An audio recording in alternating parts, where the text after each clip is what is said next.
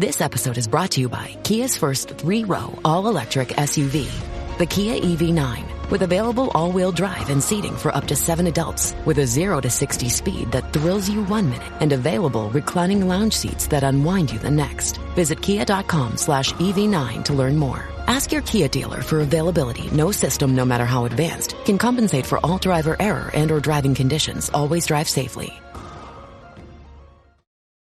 Welcome to the Human Capital Innovations Podcast, your go-to source for personal, professional, and organizational growth and development. We hope you tune in often for all things people management, organizational development and change, organizational leadership, and social impact related. Maximize your personal and organizational potential with Human Capital Innovations Podcast.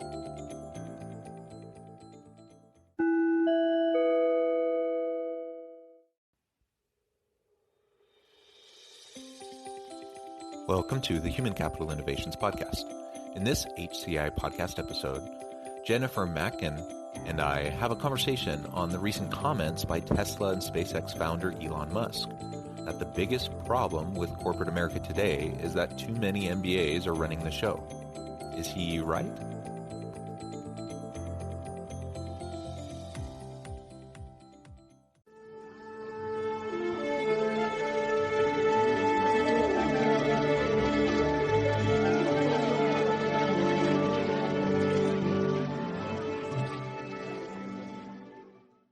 Jennifer Mackin, welcome to the Human Capital Innovations Podcast. Thank you. Love talking about leadership in any capacity. Thanks for having me. Yeah, me too. It's great to have you here. Talking about leadership is something I can do nonstop all day, every day. Yeah. And so, sometimes people have to rein me in a bit. My wife tells me, if you're talking for more than like 10 minutes without anyone else saying anything, you need to just be quiet. So I have to try to remind myself. Well, Jennifer, it's really a pleasure to be with you today. You have a great background, and I was really intrigued when we first got connected. The idea was floated that we explore the recent comments by Elon Musk about the biggest problem in corporate America today being that there's too many MBAs running the show. That's a really kind of provocative statement. I'm going to link to an article about this in the show notes. And really, for both of us as people with advanced degrees, we will bring our own kind of take and point of view to his comments, talking about where perhaps maybe he's not seeing some value, but in other ways where he's making some good points, and it's worth us really considering. So that's going to be our conversation today. As we get started, I just wanted to share Jennifer's bio with everybody. Jennifer Mackin is a Forbes book author of Leaders Deserve Better, a leadership development revolution, and a leader of 2 consulting firms, CEO of Oliver Group, Inc., and president and partner of Leadership Pipeline Institute US. As an author and speaker with over 25 years of consulting experience, she is a recognized leadership development influencer, having worked with CEOs, human resource managers, leadership development leaders, entrepreneurs, and other senior leaders in all industries. She earned her BS in marketing from Indiana University and her MBA from Owens School of Management at Vanderbilt University. Again, thank you so much for joining me. Before we really launch into the conversation, anything else that you would like to share by way of personal background or context?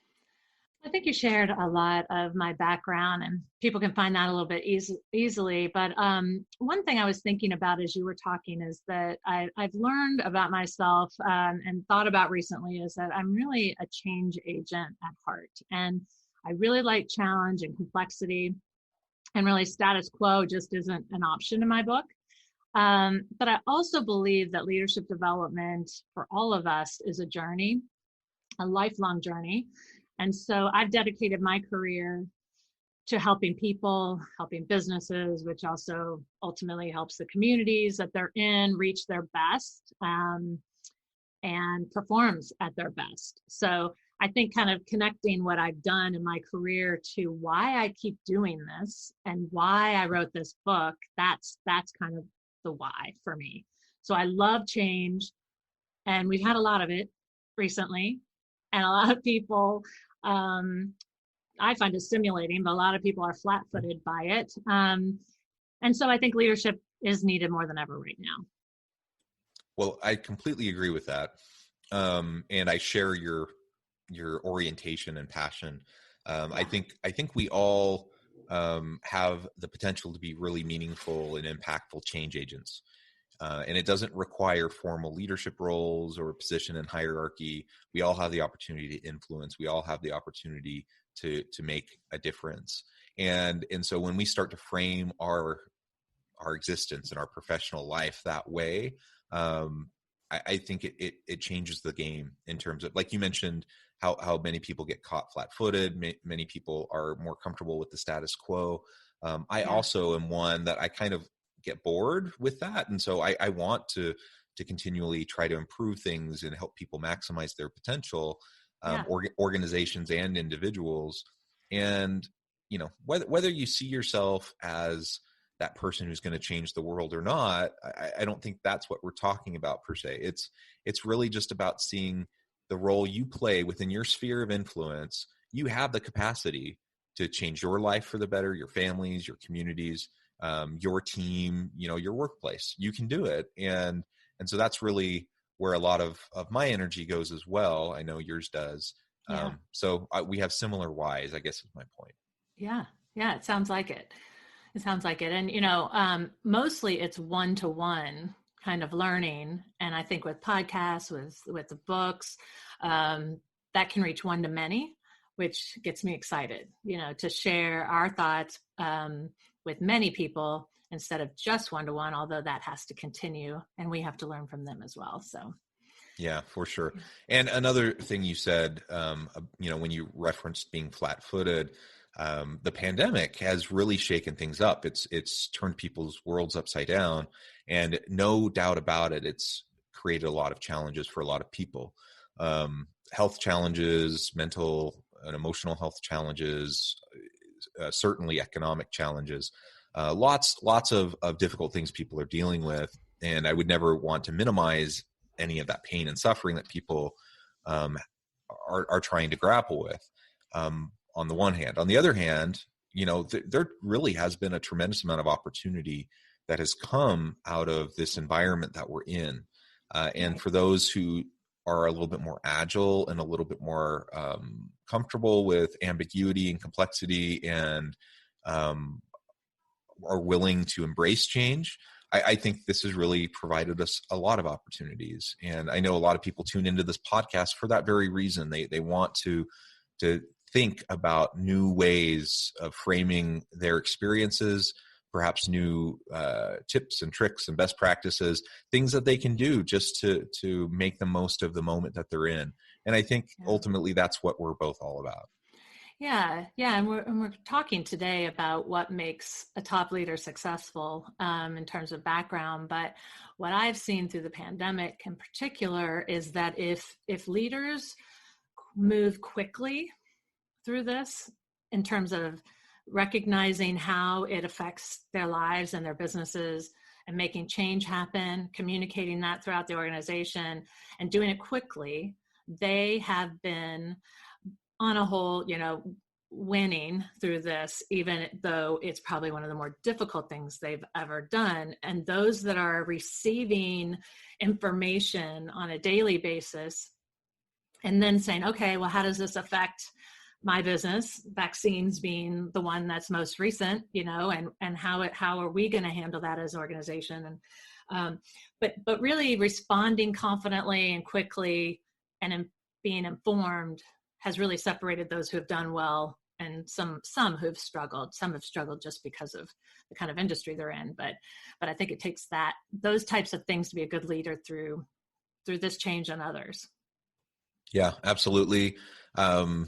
Decision paralysis has been a thing that has afflicted many leaders for ages, right? That's nothing new. But when you find yourself in a hyper kind of complex, shifting kind of landscape, that can really exacerbate that challenge that people have. And so I think we've all seen that. Some people who've really stepped up to the challenge and been able to thrive within, maybe thrive's the wrong word, but at least be able to navigate effectively the situation, and others who have kind of moved into just they're just so bombarded with information and shifts daily that they've had a hard time making the necessary adjustments. Yeah, So, that's a good point. Yeah, they yeah, can feel lost in that information. yeah, absolutely. Mm-hmm.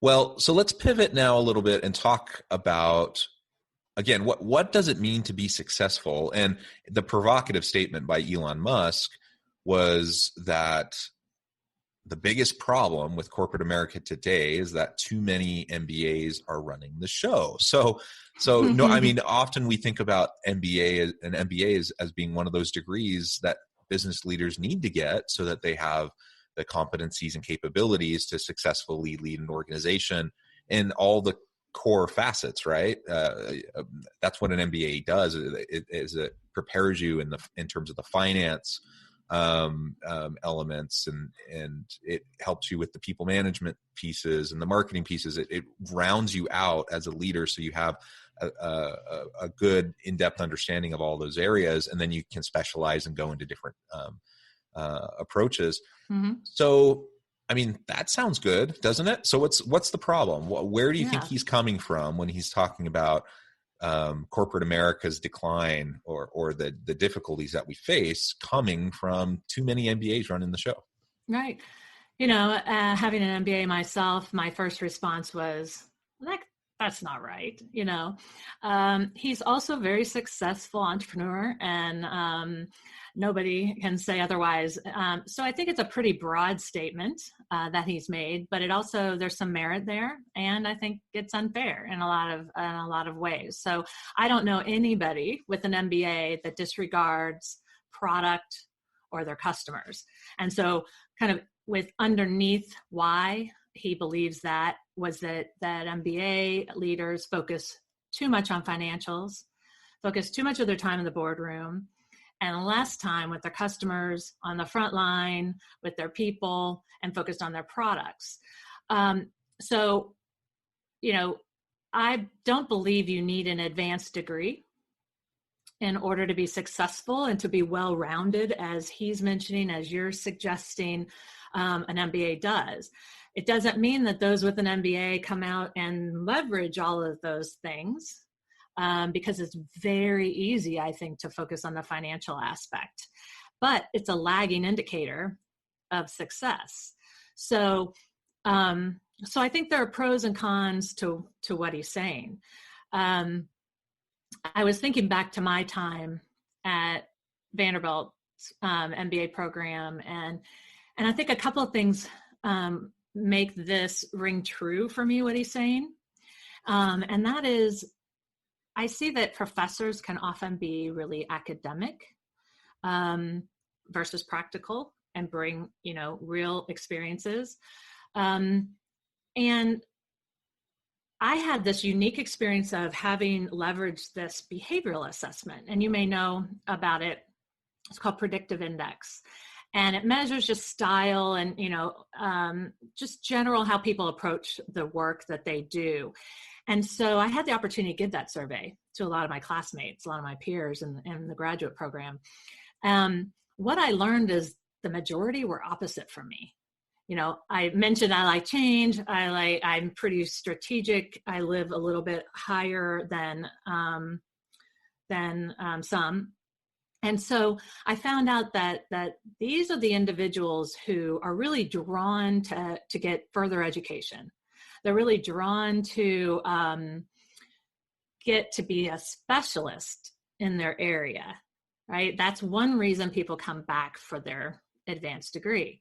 So I thought it was really interesting that this program that at least I'm in, I didn't do across different programs, different MBA programs, but looking at those who really want to dig into the details and really want to have all the answers, that doesn't necessarily make a really good high-level leader. There's all levels of leadership too. And I think he was focusing on those running a business. And I think that he's right in the sense of the majority are not strategic. And so then what do? They go into the details, they go into the financial aspect, and it's hard to kind of get out from under that and say, all right, let's look above all of that and decide what makes sense for our business. So I thought that was kind of an interesting example of kind of supporting what he's saying.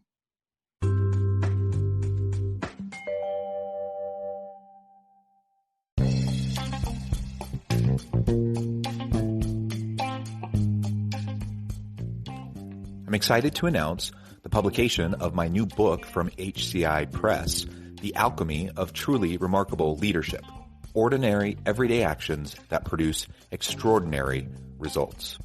Consider how the nature of work has shifted over the past 50 years. With increased globalization, rapid technological advancement, and the shift in economic composition, the average job of today looks very different than the average job of 50 years ago. What will the jobs and organizations of tomorrow look like? Moreover, what does this all mean for organizational leaders? What are the core competencies and capabilities of organizations and their leadership that are prepared for continued disruption and geopolitical and socioeconomic shifts?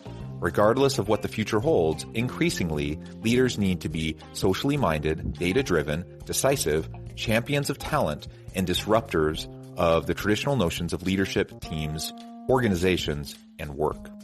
The Alchemy of Truly Remarkable Leadership will help you to explore your own leadership competencies and capabilities and consider ways to apply and implement them into your workplace and personal life.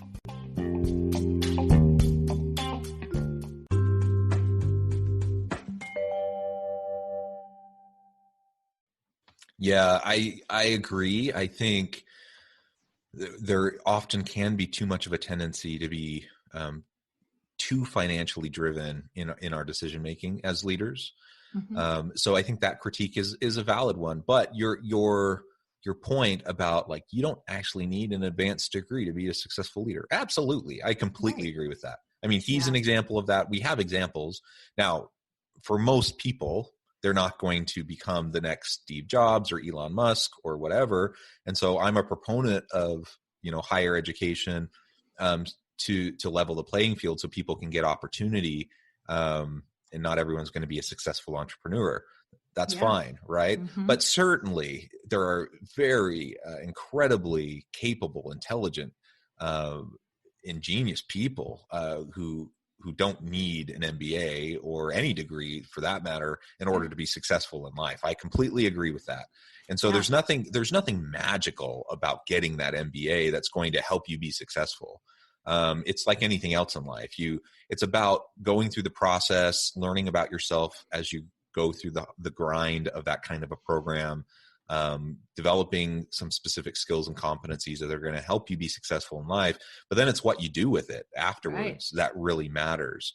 And I have to admit, one of the things that I kind of connected with and resonated with me from what he was saying was, if you are getting a little bit too much tunnel vision towards the financials, are you giving enough attention to the people experience, both internally, the employees, as well as externally, the customers?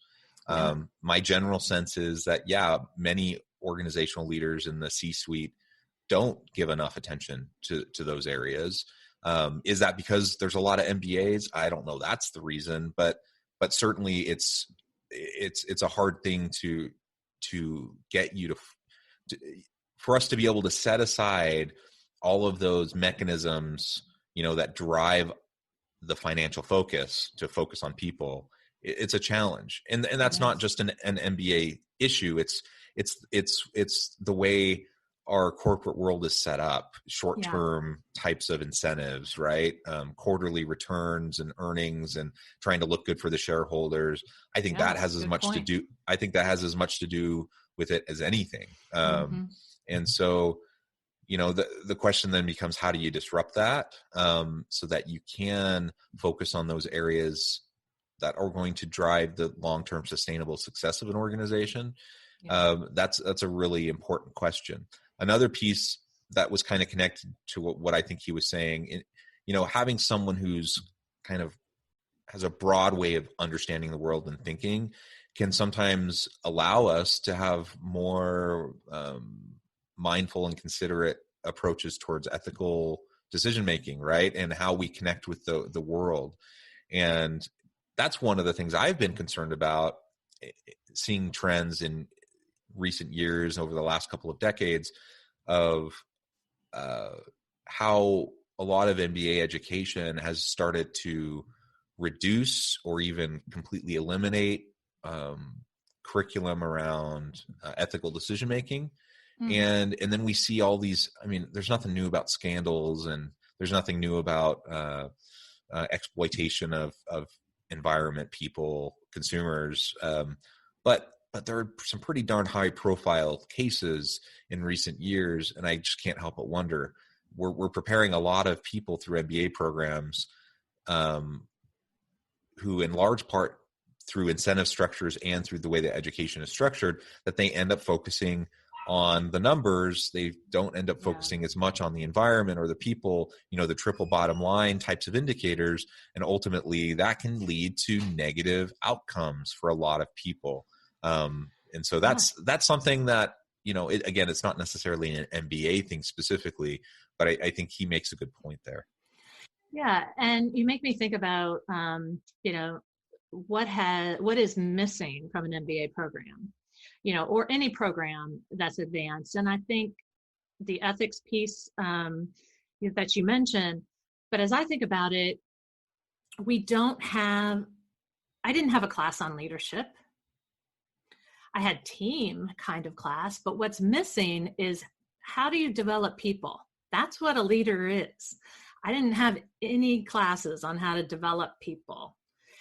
I didn't have anything on emotional intelligence. I didn't have anything on how do you create a vision, mission, and strategy and connect it and drive it through the organization. I learned what a mission, vision, value, what they were, what that components were, but how to do that is not there. You've talked before about openness and transparency and the caring aspect being important for success of top leaders. I don't see that in programs either. At the same time, I don't think I could be running my business as successfully right now without what I learned.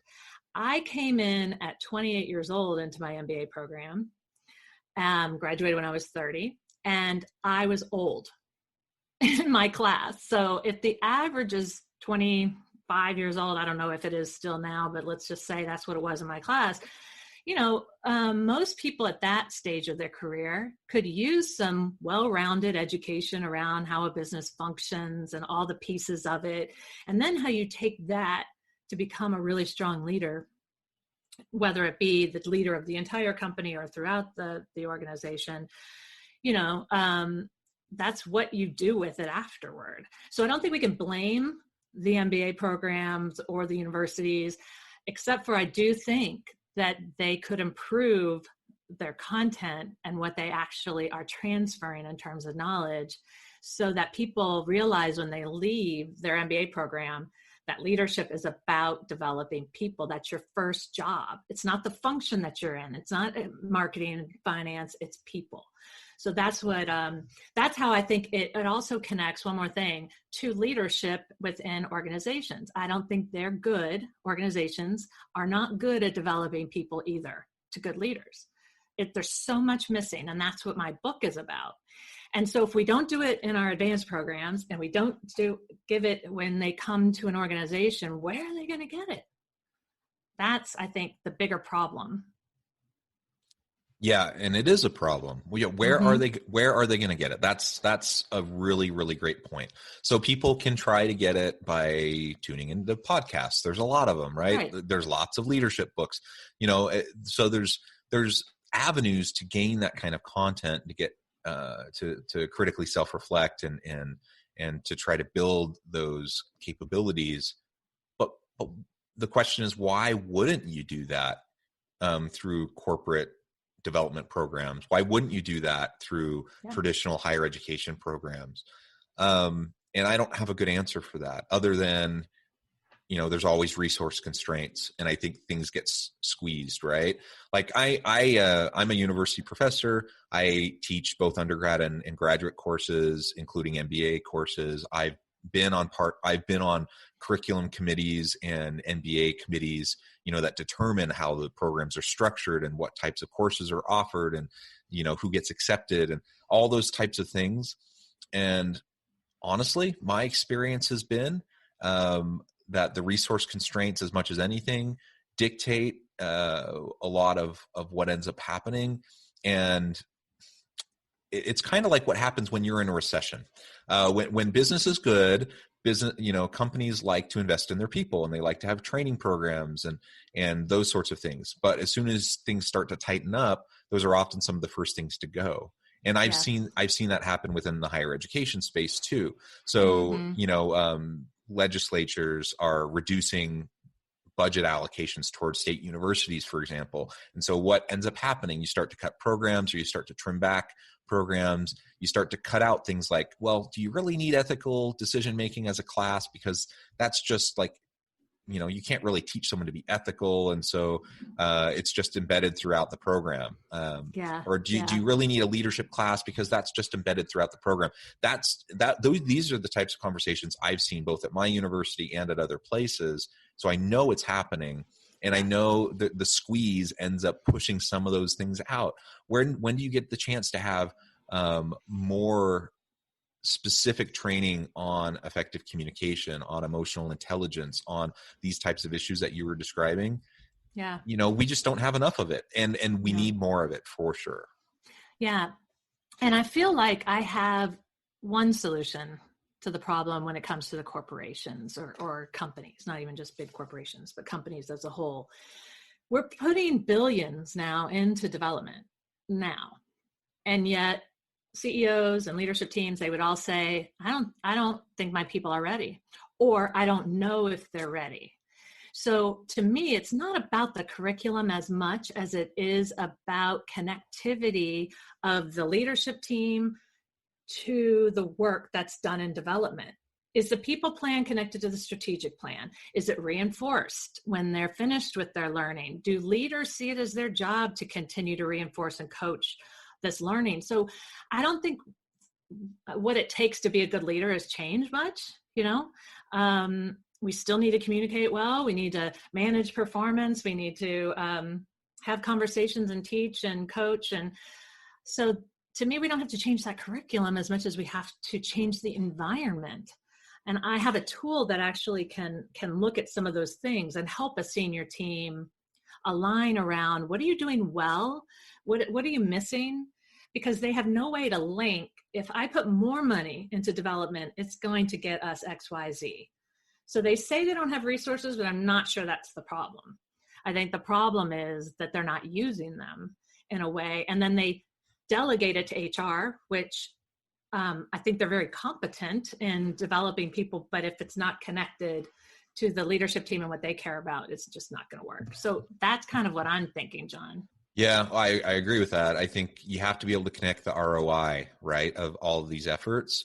And to your point, it's largely disconnected.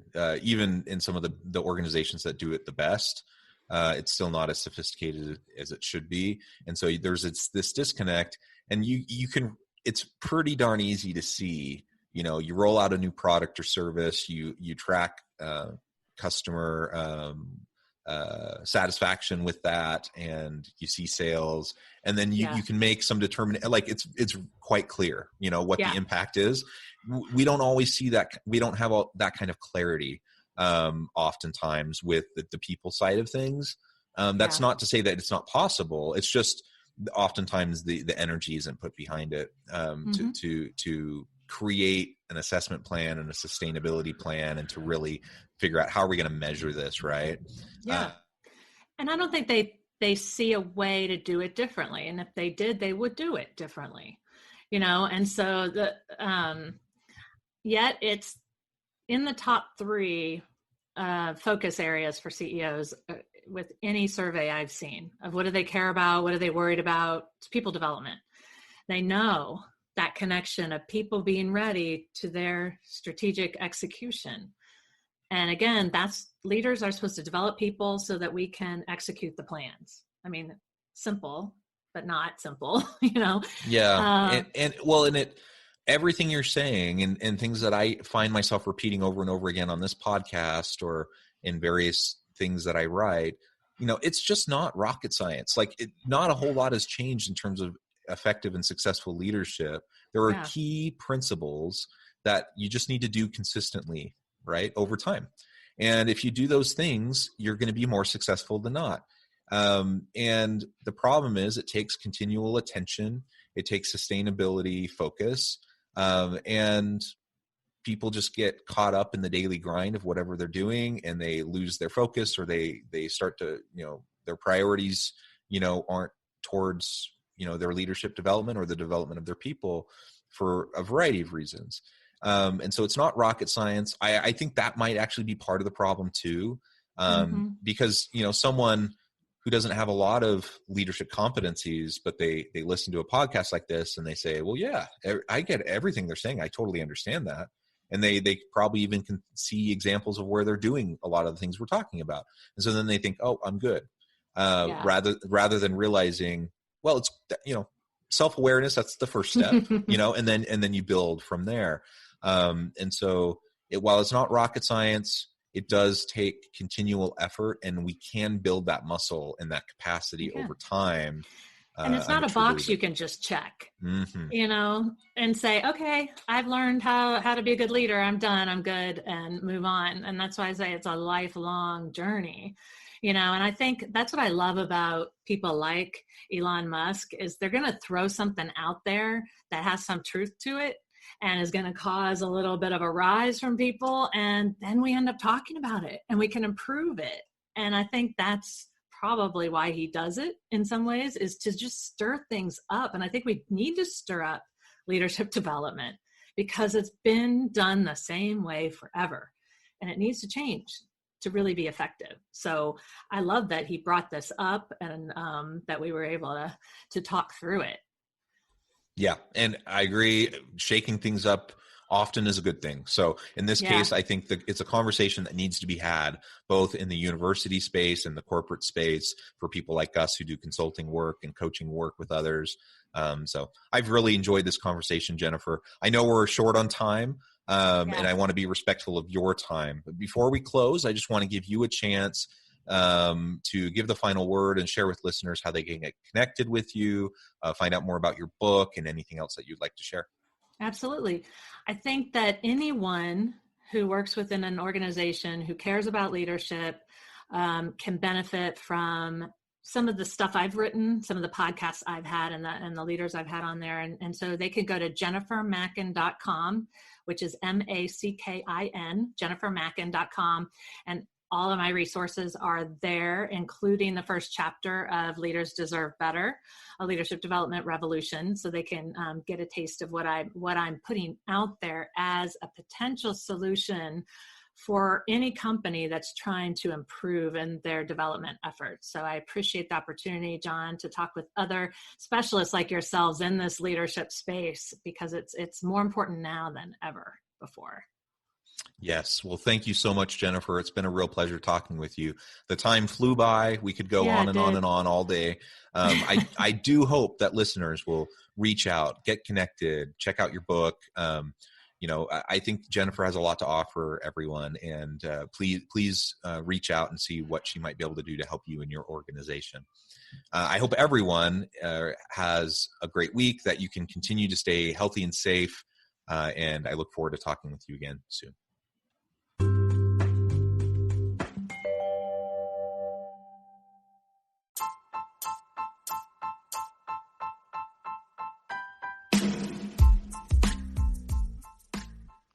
We are excited about the launch of HCI's new magazine, Human Capital Leadership. Human Capital Leadership is a free, interactive e-magazine designed to help individuals, leaders, and organizations find innovative approaches to maximize their human capital potential. We will be publishing issues quarterly in August, November, February, and May. Check out the first issue and let us know what you think.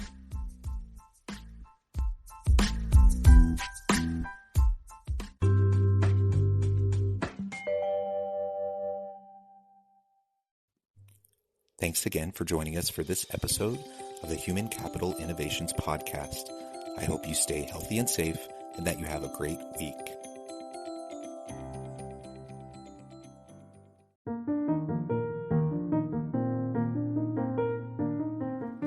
Check out our new weekly LinkedIn newsletter Alchemizing Human Capital, exploring industry trends via original research and interviews with executives and thought leaders from across the globe. We look forward to having you join us.